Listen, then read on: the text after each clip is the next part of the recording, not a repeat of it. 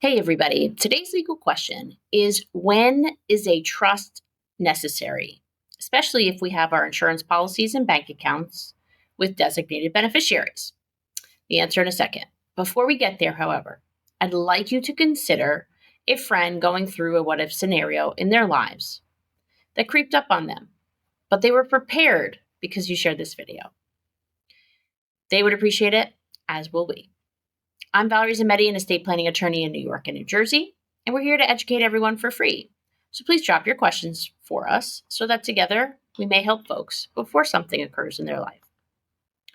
Now, let me first start by saying there are several types of trusts and different reasons why you may want to implement those varying trusts.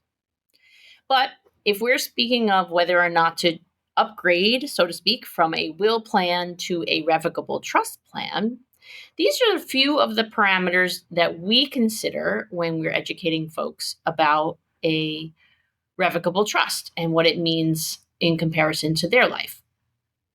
So first, a few of the variables we consider is their overall net worth. That includes any liquid assets, bank accounts, non-retirement investments, their retirement accounts, their equity in their home. And it also includes permanent life insurance. Okay, we don't usually consider term because the hope is we'll outlive those. So all of those things, and of course, any business interests and other assets of significant value. Once we put all of those pieces together and we look at the net worth, if it exceeds $500,000, we really probably should be considering a revocable trust as a possibility. Certainly, the likelihood of wanting to utilize a revocable trust will increase if you own property out of state, if you have a business interest.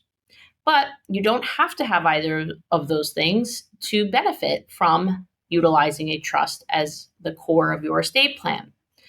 This type of plan overall is a little bit more robust. It provides allowances for us as the attorneys to create more control and allowances in all the different variables of life so that we're protecting you and your family better. It also is a much more seamless transition from one party to the next at either incapacity or passing. So it is a little smoother at every life stage. Now, you should know, as far as differences go, and some of the pros of having a revocable living trust, is that it is a valid contract on signing and valid in all 50 states. Okay, there's never going to be confusion by a court because they're looking at an irrevocable trust from a different state, which can happen with a will. Not that they won't accept it, but it can be a little bit more complex. It avoids the probate process, of course, which is huge. Avoiding the probate process can save a lot of time, a little extra money, and of course, headache. It's a private document, much more flexible, as I mentioned. It can cover out-of-state property so that family is not doing a probate in one state and then the other because you own property there. And on the con side, the trust, it's going to cost you a little bit more, and there's typically extra homework to do. Okay, that's where your insurance and your bank accounts come into play. While you may have specified people to receive these assets, when you prepare a revocable living trust, you typically want everything to be guided into that trust and controlled by the provisions under that, because you can build, as I mentioned before, more protections for your family under that contract.